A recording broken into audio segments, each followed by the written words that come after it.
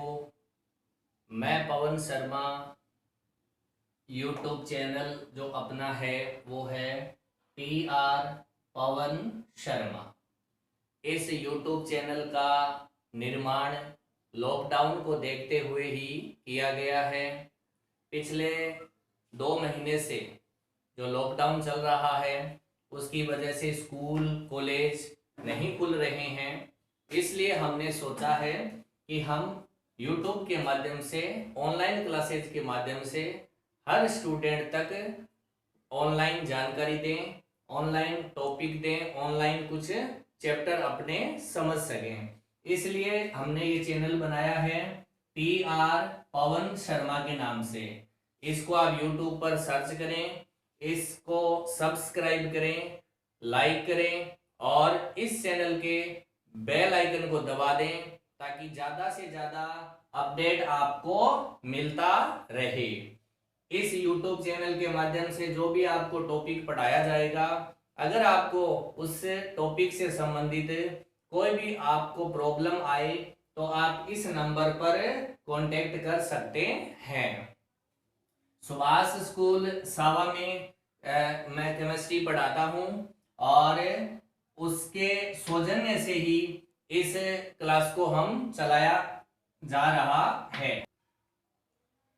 Class 12th के लिए अपने पिछले 1 महीने से YouTube चैनल पर ऑनलाइन क्लासेज दे रहे हैं।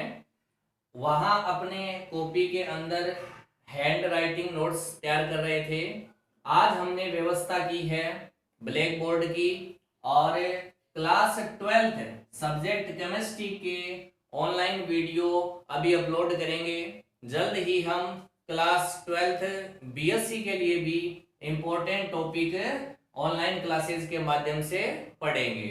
अभी हमने क्लास 12th के 2 चैप्टर पढ़ लिए थे। एक मैंने आपको करवा दिया था सॉल्यूशन यानी विलयन और एक चैप्टर मैंने आपको करवा दिया था स्टीरियो केमिस्ट्री यानी त्रिविम रसायन। ये 2 चैप्टर मैंने आपको यूट्यूब चैनल के माध्यम से करवा दिया था। अब आगे की जो हम क्लास लेंगे उसमें हम नया टॉपिक शुरू करेंगे।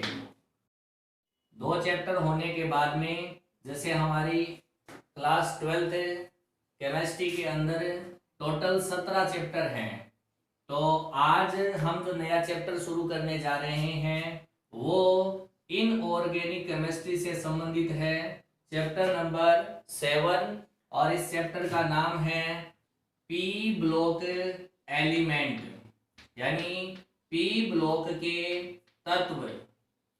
क्योंकि हम जानते हैं कि आवर्त सारणी पेरियोडिक टेबल जो है वो 4 ब्लॉक में डिवाइडेड है। 4 ब्लॉक कौन कौन से हैं?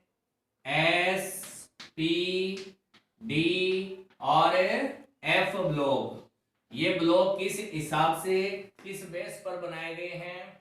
ये ब्लॉक बनाए गए हैं S उपकोष, P उपकोष, D उपकोष और F उपकोष। यानी इन उपकोषों में इन तत्वों का अंतिम इलेक्ट्रॉन इन 4 में से जिस भी उपकोष में भरा जाएगा उसी के अकॉर्डिंग इनको ब्लॉक में रखा गया है।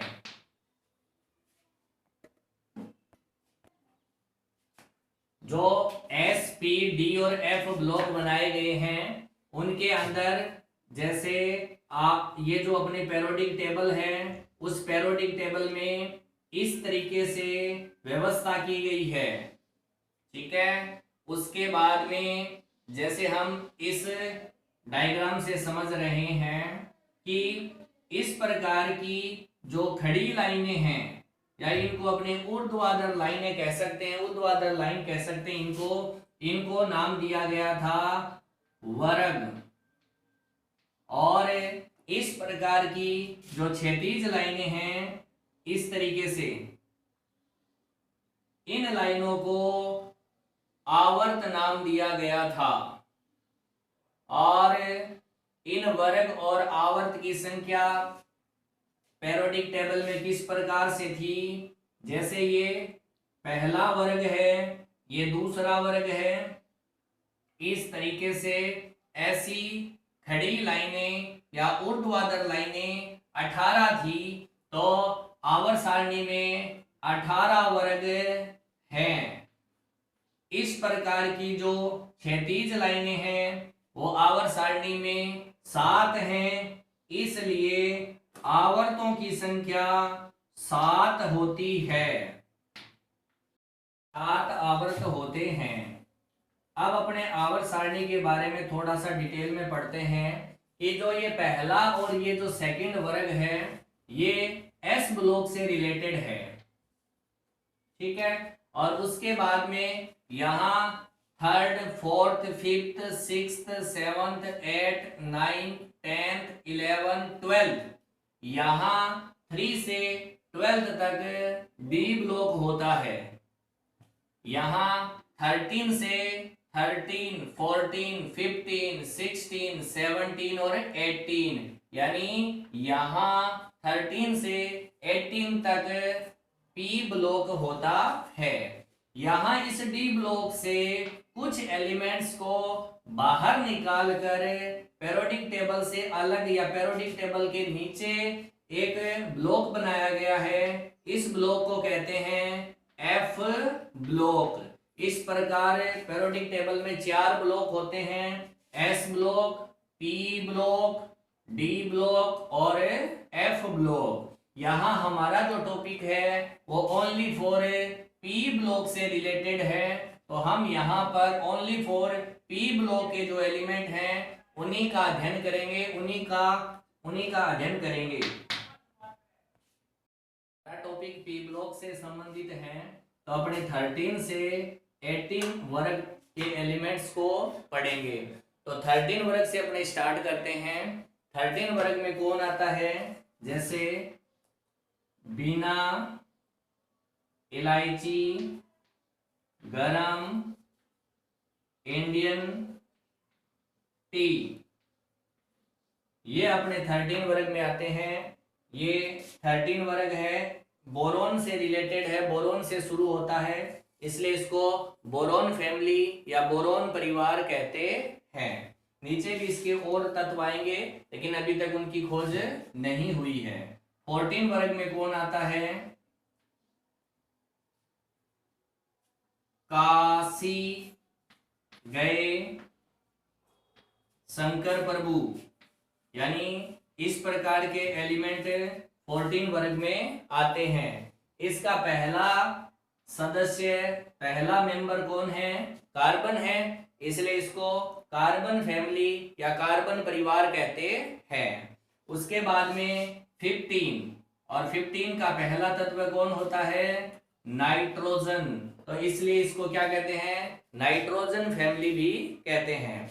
इसकी एक खास बात या खास विशेषता या स्पेशल इसकी प्रॉपर्टीज और होती है कि इस नाइट्रोजन वाली फैमिली को निकोजन्स कहते हैं। निकोजन्स इसलिए कहते हैं क्योंकि ये दम घोटने वाले एलिमेंट्स हैं, और इनसे बनने वाला कंपाउंड है वो ऐसा होता है जो नुकसानदायक होता है और निकोनाइट्स कहलाता है। तो नाना पाटेकर आज सबसे बिछुड़े, ठीक है, और ये निकोनाइट्स कहलाते हैं। ये बात वेरी इंपॉर्टेंट है, निकोनाइट्स। उसके बाद में 16 आता है, वो आता है ऑक्सीजन फैमिली, ऑक्सीजन परिवार। ऑक्सीजन फैमिली तो और सल्मा, शिलेगी, टेरी, पॉकेट, ये एस ई है, चिलेगी, तेरी, पॉकेट। तो दोबारा देखिए, और सलमा, सिलेगी, तेरी, पॉकेट। और इसका ऑक्सीजन महत्वपूर्ण और पहला तत्व होता है, ऑक्सीजन फैमिली कहलाता है, ऑक्सीजन परिवार कहलाता है। और इस पूरे वर्ग को कैल्कोजन या चैल्कोजन भी कहते हैं। कैल्कोजन या चैल्कोजन इनका नाम इसलिए रखा गया है क्योंकि कैल्कोजन या चैल्कोजन का अर्थ होता है ऐशक, और यानी एशक बनाने वाले होते हैं। उसके बाद में 17 वर्ग जो कि फ्लोरीन से शुरू होता है, फ्लोरीन फैमिली। फिर कल बाहर आएगी आंटी, ये इसकी ट्रिक होती है। आप और भी कोई ट्रिक बना सकते हैं या आपने किसी वीडियो में सुना होगा। तो यहाँ फ्लोरीन फैमिली इसको कहते हैं, फ्लोरीन परिवार कहते हैं, हेलोजन्स भी कहते हैं। 17वां जो वर्ग होता है वो हेलोजन वर्ग कहलाता है, और हेलो माने होता है लवण, साल्ट। ये लवण बनाते हैं, इसलिए इस वर्ग को क्या कहते हैं, हेलोजन्स कहते हैं, लवण बनाने वाले। और फ्लोरीन के बारे में भी मैं आपको बता देता हूं कि जो फ्लोरीन है वो सबसे अधिक विद्युत ऋणी एटम होता है, यानी इसकी विद्युत ऋणता सबसे ज्यादा होती है, और इसकी विद्युत ऋणता 4 यानी 4.0 बताई गई है। क्लोरीन के बारे में बता देता हूं।